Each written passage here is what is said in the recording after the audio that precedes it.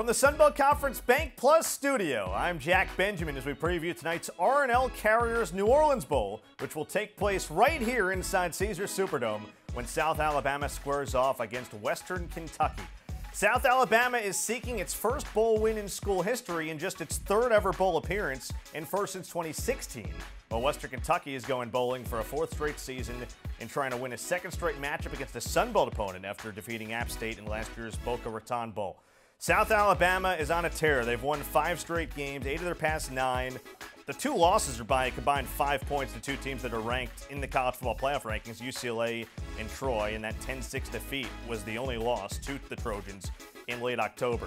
So to break down tonight's matchup, joined once again by former NFL and Notre Dame linebacker and current ESPN college football analyst, Rocky Boiman. Rocky, appreciate you joining us as always. We're seeing a trend here. Another Sun Belt team with an incredible turnaround orchestrated by a bright young coach. South Alabama, 5 wins a season ago. Kane Wommack's first season. He doubles it now to a program record 10 wins in year 2, which I mentioned earlier could have been maybe an undefeated regular season if not for a couple of tight losses. What's enabled them to have so much success and really their best season since moving to the FBS in 2012? Yeah, a couple of things. I mean, first of all, it's the same thing I mentioned when we talked about John Summerall with Troy. It's culture. You know, Kane Womack has come in here and just a coach. If you've ever spent 5 minutes with him, you love him. He's a guy that you can feel a player wants to play for. He has a plan. He's very confident in it. So he's come in and changed that culture. And then also, I mean, you got to talk about their quarterback play. Carter Bradley, the Colorado transfer, has 3,000 yards, 25 touchdown passes. South Alabama traditionally struggled in the quarterback production standpoint, in years past. So he comes in, really lights up that offense. They're going to play some good defense. So those 2 things really coming together under Kane Womack have been the difference. Yeah, Rocky, you mentioned the defense. That's certainly been a huge part of the success for so many Sun Belt schools this year. South Alabama, no different. On a national scale in the regular season, 4th in rush D, 11th in total D, 14th in scoring defense, and they got a guy in Yam Banks who's a ball hawk, 5 picks to lead the Sun Belt. What have you seen from this group as a whole? Because they've been dominant on that side of the ball. They really have. And South Alabama has played good defense in years past, but I think you're getting, you're seeing some more of the explosive plays. You mentioned the interceptions that they're getting. And, anytime you can create turnovers and get the ball back to an offense that's been very productive, and with the quarterback, Carter Bradley, as I talked about, that's the difference, And then once you get those takeaways, getting them back and getting points out of them is key. And South Alabama has certainly found a way to do that this year. This feels like an interesting matchup because South Alabama, we know they can score the ball. Going up against a Western Kentucky team, all they do is put up points. Bailey Zappi leaves. Austin Reed comes in and picks up right where he left off. CUSA Newcomer of the Year. I think he's throwing for about 330 pass yards per game, 4th in the FBS with 36 touchdown passes. How do you think South Alabama goes about trying to slow down the Hilltoppers' air attack?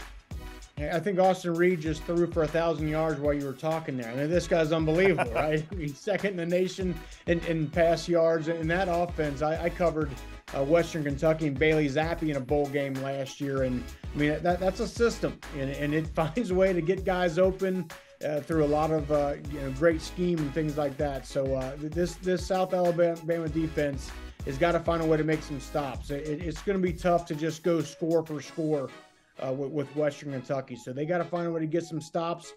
The main thing is ball control. Try to keep Austin Reed on the sideline. The better they can run the ball and keep him on the sideline, the better off they're going to be.